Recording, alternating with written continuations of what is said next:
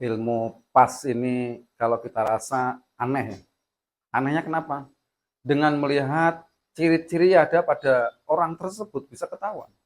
Di antaranya yang biasa kita lakukan adalah pertama kita lihat dari simetrisnya di muka ya.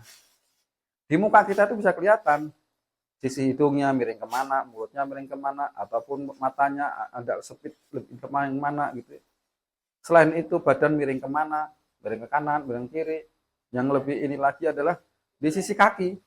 Kaki miring kemana aja menjadikan indikator bahwa seseorang itu punya persoalan. Ya. Jadi terapi ini mudah.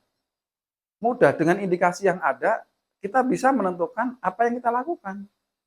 Dan biidznillah banyak yang terbantukan dengan metode yang kita kenalkan ini.